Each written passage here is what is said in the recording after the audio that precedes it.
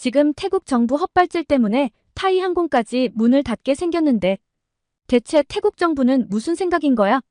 여기 태국의 대표 항공인 타이 항공의 승무원 대기실.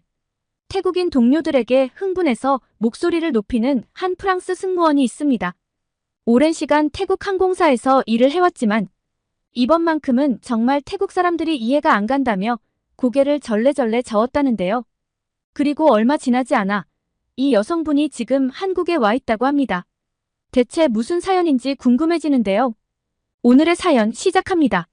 안녕하세요. 저는 타이항공에서 일하고 있는 프랑스 출신의 소피라고 합니다. 프랑스 사람인데 태국 항공사에서 일하는 게 좀 특이하게 보이시겠죠? 제가 비행을 할 때 태국어로 사와디카 라고 인사할 때 승객들의 눈이 동그래지는 걸 자주 봤는데 아마 제 이야기를 듣는 분들도 동그랗게 눈이 커지셨을 것 같네요. 그간 타이항공에서 일하며 금발의 푸른 눈을 가진 서양인이 유창한 태국어로 인사하는 모습이 신선한 충격이라는 이야기를 많이 듣긴 했어요. 정말 많이 듣는 질문이 어떻게 프랑스 여성인 제가 태국 항공사에서 일하게 되었을까? 인데요. 아버지께서 동남아시아를 기반으로 사업을 하셨어요. 그러다 보니 저희 가족은 자주 태국을 방문했고 어릴 땐 방콕에서 몇 년을 살기도 했죠. 어린 저에게 태국은 마법 같은 나라였습니다. 화려한 불빛으로 반짝이는 사원들, 향신료 냄새 가득한 시장, 미소 가득한 사람들까지 모든 것이 신비롭고 아름다웠던 기억입니다. 그래서 프랑스로 돌아간 후에도 방학 때마다 방콕을 찾았어요. 그래서 제게 태국은 제2의 고향이나 다름없었습니다. 그러던 어느 날 비행기를 타고 방콕으로 향하던 중 문득 깨달았어요. 하늘을 날고 있는 그 순간이 너무나 행복한 거 있죠? 그때 결심했습니다. 아, 이거야. 내가 하고 싶은 일이 바로 이거야. 이렇게 비행을 좋아하는 마음과 태국에 대한 애정이 만나 자연스레 타이항공의 승무원이 되겠다는 꿈을 꾸게 되었습니다. 물론 쉽지 않은 도전이었습니다. 외국인이 태국 항공사에 들어가는 것은 흔한 일이 아니었으니까요. 하지만 제 태국어 실력과 문화에 대한 이해, 그리고 열정을 인정받아 마침내 꿈을 이룰 수 있었어요. 타이항공에서 일하면서 저는 정말 행복했습니다. 매일 다양한 사람들을 만나고 여러 나라를 오가는 일은 언제나 새로운 경험을 안겨주었죠.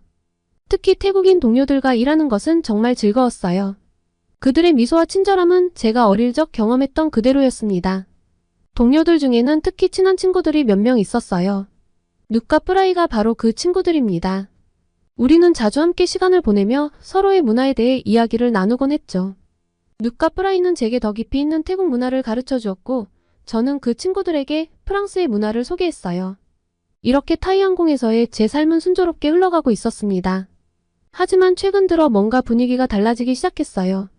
최근 몇 달 사이 눕과 뿌라이의 SNS에서 이상한 변화를 느끼기 시작했습니다.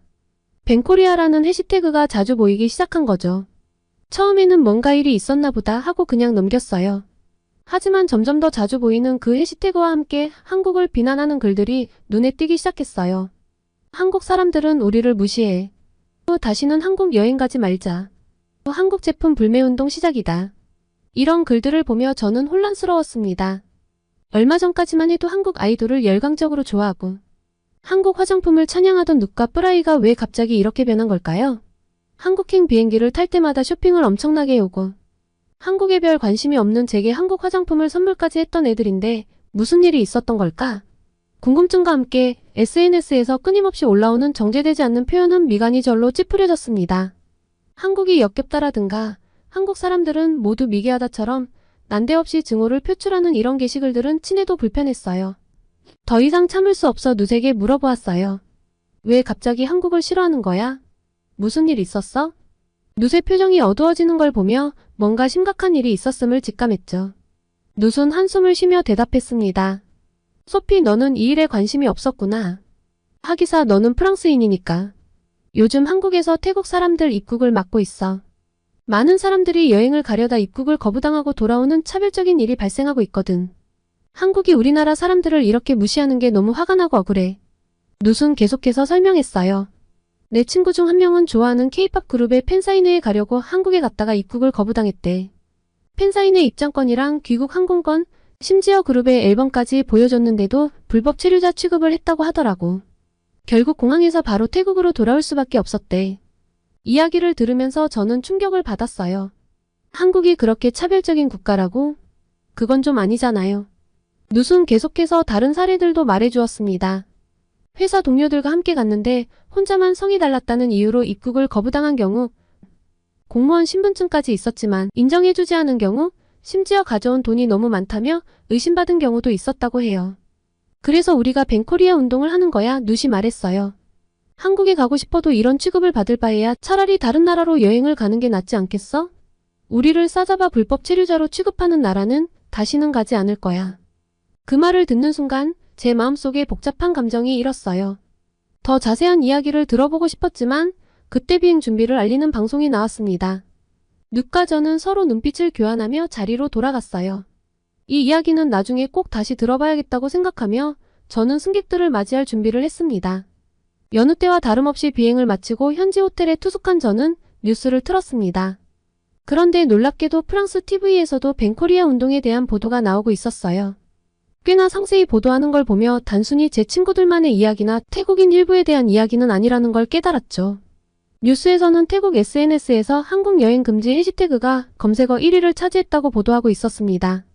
이 해시태그로 검색해보니 정말 많은 태국인들이 한국 입국 거부 경험을 공유하고 있었어요.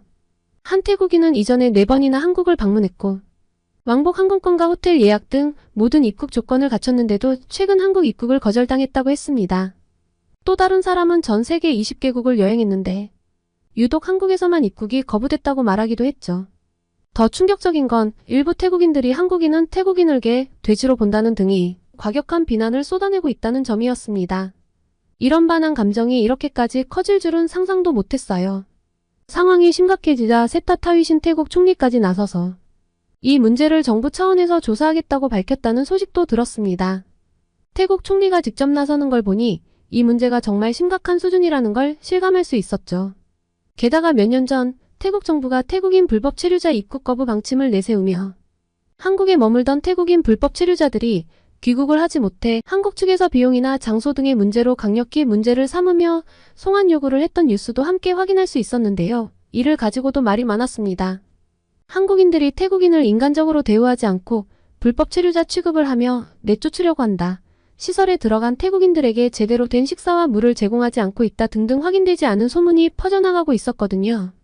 이 때문에 태국인들의 반한 감정이 점점 더 심해지는 것 같아 걱정되었습니다. 그리고 태국인들의 반한 감정, 불법 체류자 문제는 제게도 엄청난 영향을 끼쳤어요. 더 정확하게는 타이항공에 영향을 줬다고 표현을 해야겠네요. 우선 한국발 비행기에 탑승하는 승객 수가 눈에 띄게 줄어들기 시작했어요. 예전에는 항상 만석이었던 한국행 비행기였는데 태국인들은 거의 찾아볼 수 없었고 태국으로 여행을 오던 한국인들의 수도 눈에 띄게 줄어들었습니다. 대신 중국을 오가는 비행기는 넘쳐나는 승객들로 북적거렸죠. 소피, 이번 주 한국행 비행기 승객수 봤어? 동료 누시 휴게실에서 커피를 마시며 물었습니다. 저는 고개를 끄덕였어요. 응, 정말 걱정되더라. 이래서야 노선 유지가 가능할까? 들리는 소문으로는 한국행 노선을 줄이고 중국행을 늘릴 거래. 뱅코리아 운동 여파도 있고 한국인들을 보복성으로 태국에서 입국 금지하는 경우도 있어서 한국에서 태국을 이제 더 이상 선호하지 않는다더라고. 그래서 중국 관광객들을 최대한 데려오려나 봐. 프라이가 끼어들었습니다. 근데 그게 과연 좋을까? 우리는 잠시 침묵에 빠졌어요. 중국인 승객이 늘어난다는 건 우리 모두에게 부담스러운 일이었거든요. 어느 날 중국인 단체 관광객들을 태운 비행기에서 일하게 되었습니다. 비행기에 오르자마자 시끄러운 소리와 냄새가 저를 덮쳤어요. 객실은 이미 아수라장이 되어 있었죠. 그 중에서도 특히 한 남자 승객이 눈에 띄었습니다. 술에 취한 듯 큰 소리로 떠들며 다른 승객들을 귀찮게 하고 있었거든요. 선생님, 다른 승객들에게 피해를 주고 계세요. 제발 자제해 주시겠어요? 제가 부탁했어요. 뭐? 내가 뭘 잘못했다고? 그 승객이 소리를 질렀습니다. 너희 같은 것들이 뭘 안다고. 그 승객은 제 팔을 거칠게 잡았고 그 과정에서 저는 멍이 들었어요. 결국 다른 승무원들의 도움으로 승객을 진정시킬 수 있었지만 정말 힘든 비행이었습니다. 착륙 후 동료들과 이 사건에 대해 이야기를 나누었어요. 나도 지난주에 비슷한 일이 있었어. 한국인 크루인 지민이가 한숨을 쉬며 말했습니다. 한 승객이 화장실에서 담배를 피우다 적발됐는데 그걸 말리는 과정에서 욕설을 들었지 뭐야. 어제는 비행기 좌석을 일부러 망가뜨린 승객도 있었대. 누시 덧붙였어요. 수리 비용이 엄청나다던데. 다음날 휴식 시간에 TV를 보고 있었는데 깜짝 놀랐습니다. 제가 겪었던 그 중국인 승객의 사건이 뉴스에 나오고 있었거든요. 어제 타이항공 비행기에서 난동을 부린 중국인 승객이 오늘 방콕 왕궁에서 또다시 문제를 일으켰습니다. 화면에는 모자이크 처리된 남자의 모습이 보였지만 그의 옷차림과 행동을 보니 분명 제가 겪었던 그 승객이 맞았어요. 해당 승객은 왕궁 내에서 자녀에게 소변을 누도록 해 큰 논란을 일으켰습니다. 이에 태국 관광체육부 장관은 강력히 항의하며 해당 관광객에 대한 처벌을 검토 중이라고 밝혔습니다. 저는 그 광경을 믿을 수 없다는 듯이 쳐다보았어요.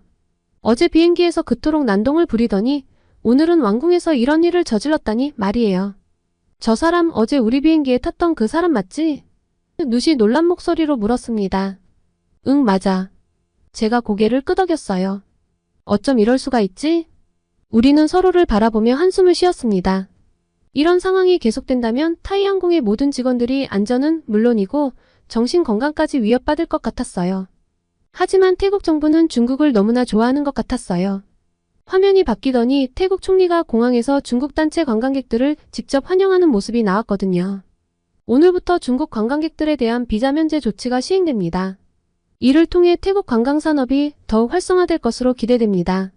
와, 저렇게까지 해야 하나? 누시 놀란 표정으로 말했어요. 경제적으로는 도움이 될지 모르지만 말이지, 제가 말을 이었습니다.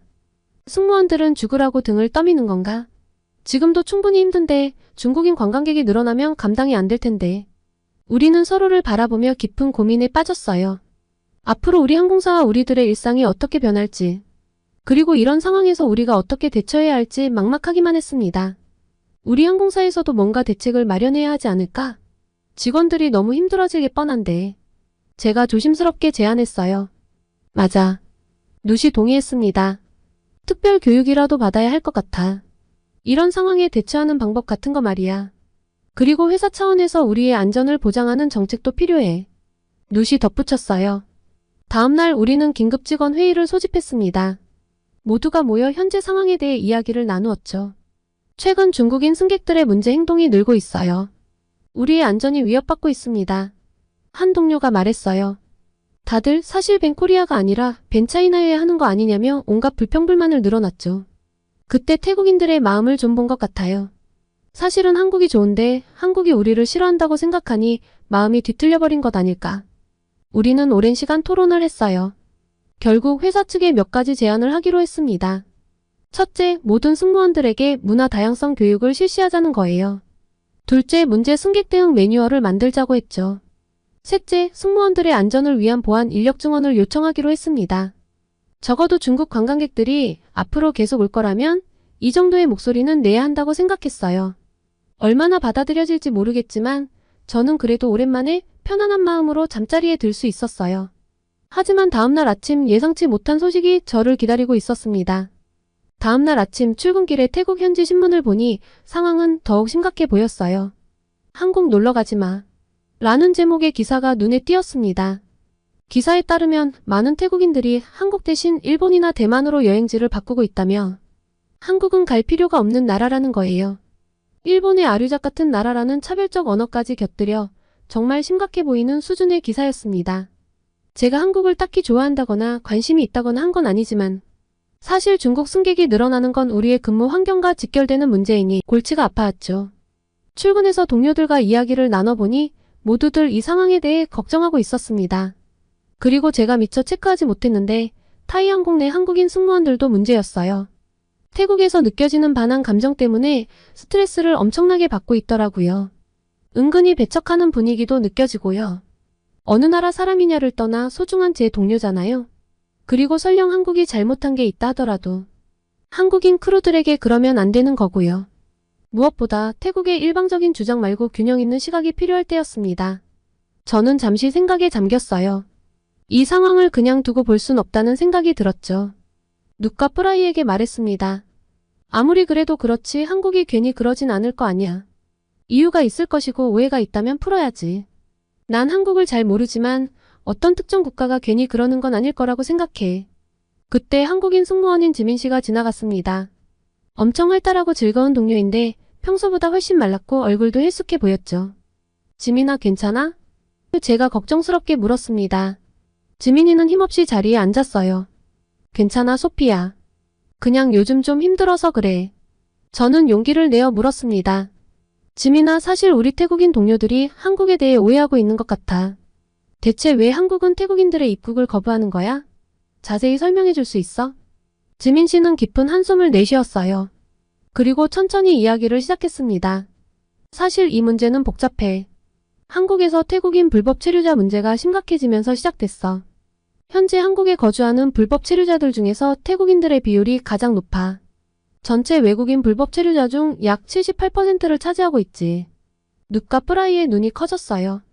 지민 씨는 계속 설명했습니다. 실제로 태국인 불법 체류자 수가 2015년 5만 2천 명에서 2023년 15만 7천 명으로 8년 동안 3배 넘게 증가했어. 이건 정말 심각한 문제야. 그렇게 많아? 누시 놀라서 물었어요. 응, 그래서 한국 정부가 입국 심사를 강화할 수밖에 없었어. 불법 체류자들 중에는 마약 범죄에 연루되는 경우도 있고 불법 취업으로 문제를 일으키는 경우도 많거든. 지민 씨는 최근 있었던 사건들을 설명해 주었어요. 광주에서 66명의 태국인 불법 체류자가 한꺼번에 검거된 일. 태국인들이 마약을 유통하다 적발된 사례 등을 말이죠. 그래서 한국 정부는 불법 체류자를 막기 위해 입국 심사를 강화할 수밖에 없었어. 하지만 이 과정에서 일반 관광객들도 피해를 보게 된 거지. 프라이와 눕은 고개를 숙였어요. 자신들이 SNS에 벤코리아 해시태그를 올렸던 것이 떠올랐나 봐요. 우리가 잘못 알고 있었네. 프라이가 부끄러운 듯 말했어요. 정말 미안해, 지민아. 맞아. 우리가 한국의 입장을 전혀 이해하지 못했어. 눕도 덧붙였습니다. 지민 씨는 약하게 미소 지었어요. 괜찮아. 이렇게 서로 이해하려고 노력하는 게 중요한 거야. 그럼 우리가 할 수 있는 일이 뭐가 있을까? 제가 물었습니다. 우선 우리부터 이 상황을 제대로 이해하고 주변 사람들에게 알리는 게 중요할 것 같아 지민 씨가 말했어요. 그리고 우리 항공사에서도 이런 문제에 대해 어떤 입장을 가져야 할지 논의해봐야 할 것 같고. 우리는 모두 고개를 끄덕였어요. 이 복잡한 상황 속에서도 서로를 이해하려는 노력이 얼마나 중요한지 깨달은 순간이었죠. 지민이와의 대화 이후 우리 팀 내에서 한국에 대한 이해가 깊어졌어요. 다들 한국에 대한 일방적인 비난은 하지 않기로 했고 이러한 자정작용이 주변인으로 퍼져나갈 수 있게 좋은 영향력을 끼치자고 했습니다. 적어도 타이항공의 승무원들이 차별적인 시각으로 왜곡된 시선으로 이번 사태를 바라보지 말기로 했어요.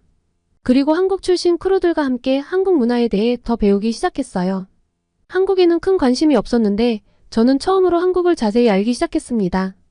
그리고 점점 한국에 대한 관심이 커지면서 저는 한 번도 가보지 않은 한국을 직접 경험해보고 싶다는 생각이 들었습니다. 그런데 낯선 나라라 혼자 오래 여행을 하는 건 조금 부담스러워서 타이항공의 유명한 한국통인 마리아와 함께 가기로 했어요. 마리아는 이탈리아 출신인데 누구나 인정하는 케이팝 팬입니다. 비행으로 한국에 가면 그 짧은 시간에도 꼭 지하철을 타고 도심지에 가서 이것저것 쇼핑을 해오는 친구예요. 그 친구랑 함께라면 가이드가 따로 필요 없을 거란 생각이 들었죠. 마리아는 제 제안에 뛸 듯이 기뻐하더라고요. 자기가 한국을 제대로 보여주겠다며 짐만 싸라고 했죠. 저도 은근히 기대가 되었습니다. 그리고 드디어 출발하는 날 우리는 방콕에서 서울로 가는 비행기에 탑승했습니다. 설레는 마음으로 좌석에 앉았는데 옆자리에 한국인 남자 승객이 앉았어요. 처음엔 별 신경을 쓰지 않았는데 비행기가 이륙하고 얼마 지나지 않아 갑자기 심한 복통이 왔습니다. 아마도 아침에 먹은 것 때문에 체한 것 같았어요. 아침에 조금 늦잠을 자서 급하게 뛰어나왔거든요. 약을 요청해서 먹었는데도 도무지 체한 것이 내려가지 않더라고요. 식은땀이 줄줄 나기 시작했습니다. 이런 제가 좀 이상해 보였나 봐요. 괜찮으세요? 옆자리에 한국인 남자 승객이 물었습니다.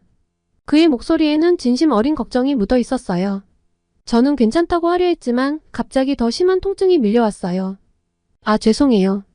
조금 체해서 신경 쓰이게 해서 죄송해요. 그 순간 그 승객이 무언가를 꺼내더니 제게 건넸습니다. 이거 드세요. 한국의 전통적인 소화제예요. 체했을 때 아주 효과가 좋아요. 저는 망설이면서도 그가 건넨 소화제를 받아들었어요. 정말 감사합니다. 그런데 이걸 먹어도 괜찮을까요? 그가 따뜻하게 미소 지으며 말했습니다. 걱정 마세요. 천연 한방 재료로만 만들어진 거예요. 저도 항상 가지고 다니는데 정말 효과가 좋아요. 이대로라면 비행기 안에서 어떻게 될지도 모르는 상황이라 우선 권유해준 소화제를 먹었습니다. 놀랍게도 얼마 지나지 않아 통증이 가라앉기 시작했어요. 뭔가 쑥 내려가는 느낌이 들더라고요. 와, 정말 효과가 있네요. 고마워요. 한국으로 가는 첫 시작이 끔찍할 뻔했다가 작은 병에 든 소화제 한 병 덕에 기분 좋게 바뀌는 순간이었습니다. 역시 기내에서 가장 매너가 있던 한국인들은 다르다니까. 마리아와 저희는 눈을 찡긋거리며 신호를 교환했죠. 그리고 저희는 관광을 시작했습니다. 마리아가 말했어요. 소피, 우리 그간 진상 중국인들 승객 때문에 고생했으니 몸보신을 해야 해. 한국에 오면 삼계탕을 꼭 먹어봐야 한다고. 또 체할까봐 기내식을 하나도 먹지 못해 좀 배고팠는데 삼계탕은 뭐지 싶었지만 마리아 추천이니 뭐 괜찮겠지 란 생각으로 따라갔습니다. 아주 인기가 많은 집이라더니 한국인도 많지만 외국인도 정말 많았습니다. 메뉴판에 어떻게 먹는지 안내가 외국어로 된 걸로 봐서 마리아가 제대로 데려왔단 느낌이었어요. 한국 전통가옥 같은 느낌으로 된 건물도 멋졌는데 나온 음식은 사실 좀 생소했습니다. 하지만 정말 맛이 좋더라고요. 아주 따뜻하고 고소해서 뽀얀 국물을 계속 떠먹고 있던 찰나 옆 테이블이 뭔가 신경 쓰이기 시작했어요. 태어나 처음 와본 한국에 아는 사람이 있을 리 없으니 내가 오늘 피곤해서 그런가 보다 하고 다시 밥을 먹는데 아무리 생각해도 어디서 본 듯한 사람인 것 같은 거예요. 그런데 옆 테이블 사람도 자꾸 저를 흘끔흘끔 쳐다보더라고요. 더 이상 삼계탕에 집중이 안 되기 시작했습니다. 어디서 봤더라 하는 순간 갑자기 기억이 났어요. 아 맞다. 방콕에서 서울행 비행기. 제가 체했을 때 도와준 한국 남자. 너무 놀라서 깨악 소리를 질렀는데 소리가 너무 컸던지 옆 테이블 남자가 고개를 들어 저를 바라봤습니다. 민망해서 어쩔 줄 모르는데 남자가 맞네 라며 환하게 웃어주더군요. 그러면서 제게 악수를 청했습니다. 안녕하세요, 승훈입니다. 비행기에서 많이 힘들어 보이셔서 걱정했는데 이렇게 뵙게 되어 다행이네요. 그런데 좀 신기하더라고요. 여기는 관광객 맛집으로 아는데 현지인인 사람이 왜 여기 있는 걸까요? 현지인들도 많이 오는 곳인가? 친구를 데리고 온 건가? 그런데 그 순간 승훈 씨가 물었습니다. 여기 엄청 유명한 데인데 한국에 아는 분이 있으신가 봐요? 누가 추천했어요? 뭐야, 나랑 비슷한 걸 궁금해했잖아. 뭔가 약간 수줍어지려는 순간 호기심에 가득 찬 마리아가 끼어들었습니다. 어라? 그때 그분이네. 이야, 은인이잖아. 안녕하세요. 전 소피 친구 마리아예요. 라며 시작한 마리아의 대화에 당황했는데 어느 순간 저희와 승훈 씨 일행은 한국의 디저트 가게에 앉아있더라고요. 승훈 씨 말로는 태국과 베트남 등 동남아시를 대상으로 사업을 한다고 하더라고요. 지금은 미팅을 위해 한국에 왔고 2주일 정도 서울에 머물 예정이라고 했습니다. 아, 그런데 마리아 입을 좀 막고 싶었어요. 우리도 관광을 해야 하는데 외국인들이 관광을 해야 하니 한국 사람이 좀 도와주면 어떻겠냐고 하는데 대체 얘가 왜 이러나 싶은 거예요. 자기가 현지인보다 한국을 더 잘한다고 이야기할 땐 언제고? 그런데 승훈 씨가 참 성격이 좋았습니다. 마리아가 너무 주책을 떨어서 얘 뭐야 할 법도 한데 그걸 다 받아주더라고요. 그리고 어느 순간 연락처를 교환하고 진짜 관광도 같이 하기로 했죠. 머리가 지끈거리는 느낌이었습니다. 나오면서 마리아에게 너 이게 지금 뭐 하는 거야? 저 남자가 유부남이거나 애인이 있으면 어쩌려고 했더니 절 비웃더라고요. 한국 남자들은 프랑스 남자들처럼 가볍지도 않고 굉장히 젠틀해. 그리고 왼손에 반지도 없던데? 결혼도 안 했어. 그리고 여자친구가 있으면 혼자 여행 왔겠니? 무엇보다 널 보는 눈빛이 심상치 않았다니까. 난 느낌이 왔어. 그렇게 저는 난생 처음 방문한 한국에서 프랑스 여자들과 한국 남자 하나라는 특이한 조합으로 관광을 시작했습니다. 아무래도 한국인이 관광을 이끌어주니 편하긴 편하더라고요. 마리아가 한국어를 좀 할 줄 알지만 아직 한참 배워야 하는 수준이라 마리아를 믿고 어딘가를 가기는 좀 어렵거든요. 그리고 무엇보다 얼떨결에 2명의 외국 여자를 데리고 관광을 시켜줘야 하는 승훈 씨 입장도 곤란했을 텐데 배려도 잘해주고 참 친절했습니다. 많이 걸을 땐 가방을 들어주기까지 했어요. 처음엔 당황스러웠는데 승훈 씨의 매너에 적응해버린 제가 당황스러울 정도였죠. 그리고 많은 대화를 통해 조금씩 알아갈수록 참 괜찮다는 생각이 들더라고요. 프랑스 남자들이 로맨틱하다고 알려져 있지만 사실 좀 많이 가볍거든요. 제가 대학 때 만나봤던 프랑스 남자들은 하나같이 진중함이라고는 찾아볼 수 없는 사람들이었어요. 그런데 승훈 씨는 참 진중한 편이었습니다. 영어, 태국어도 수준급으로 잘해서 소통하기도 어렵지 않았고요. 제가 한국 여행을 오기 전 마리아가 귀에 피나도록 이야기했던 한국의 장점은 사실 잘 기억이 안 났는데 승훈 씨가 말하는 한국 이야기는 왜 그렇게 재미있고 속속 들어오는지 참 신기했던 경험이었습니다. 많이 친해져서 방콕으로 돌아가는 비행기도 같이 맞추기로 했죠. 그리고 방콕으로 돌아가는 비행기에서 승훈 씨가 이야기를 했습니다. 저와 진지한 관계가 되었으면 한다고요. 결말이요? 다들 예상하시듯 진지하다 못해 아주 깊은 관계로 잘 만나고 있답니다. 승훈 씨를 통해 한국과 한국인을 알아가면 알아갈수록 그때 호들갑을 떨며 함께 관광을 하게 해준 마리아에게 참 고마워요. 마리아 말대로 한국 남자는 프랑스 남자들에 비해서 아주 젠틀하고 진중했습니다. 매너도 아주 좋고요. 좀 특이한 면은 있었습니다. 지금은 적응을 했는데요. 화장실을 정말 자주 가더라고요. 프랑스 사람들과는 달라서 좀 생소했어요. 정말 관리가 철저하구나 하고 느꼈는데요. 아침에도 샤워를 하고 나가고 저녁에도 샤워를 하는데 좀 더운 날이면 중간에도 샤워를 하더라니까요. 그렇게 자주 씻어서 냄새가 안 나는 걸까요? 그런데 밖에서 돌아다니다가 땀을 흘려도 나쁜 치취가 전혀 없더군요. 데오드란트를 쓰지 않는데도 몸에서 향긋한 냄새가 나다니 정말 부러워요. 그리고 밥도 좀 많이 먹어요. 태국 사람들은 많이 먹지 않거든요. 그러다 보니 태국의 1인분이 참 작은데 승훈 씨는 태국에서 3인분은 먹어야 1인분 먹은 것 같다며 정말 잘 먹습니다. 식당에서 메뉴를 시킬 때마다 다들 깜짝깜짝 놀랄 정도예요. 신기한 건 그렇게 먹는데 살이 잘 안 찌더라고요. 이렇게 쓰고 보니 부러운 점들이 많네요. 생각해보면 참 신기해요. 한국에 별 관심이 없던 제가 벤코리아 운동을 계기로 한국에 대해 잘 알게 되고 한국에 여행을 오고 비행기에서 체하는 바람에 승훈 씨가 제 얼굴을 제대로 기억할 수 있었고 서울의 삼계탕집에서 만난 승훈 씨까지 꼭 드라마 같지 않나요? 이렇게 좋은 사람을 만나게 된 것에 매사 감사한 요즘입니다. 얼마 전 프로포즈를 받아서 조만간 한국으로 승훈 씨 부모님을 다시 뵈러 갈 예정인데요. 사실 제 첫 한국 관광은 승훈 씨에 대한 기억만 있어서 이번에 가면 한국의 명소를 제대로 둘러볼 예정입니다. 한국 관광을 하면서 또 재미있었던 이야기가 있으면 전하겠습니다. 맞다. 정작 마리아는 한국 남자를 만나고 싶은데 남자친구를 아직 못 만났다고 울상인데 구독자분들 중 좋은 한국 남자가 있으면 소개해 주실 수 있을까요? 한국어도 이제 곧 잘하고 좀 정신없고 수다스러워서 그렇지 애가 착하긴 착하거든요. 좋은 사람 있다면 꼭 추천 부탁드려요. 오늘은 프랑스 출신으로 태국의 타이항공 승무원으로 일하며 태국의 벤코리아 운동을 객관적인 시선에서 지켜봤던 타이항공 승무원분의 사연이었습니다. 오늘의 사연이 마음에 드셨다면 구독과 좋아요를 눌러주세요. 여러분의 구독과 좋아요는 계속해서 좋은 사연을 소개할 수 있는 힘이 됩니다. 이상 감동저장소였습니다.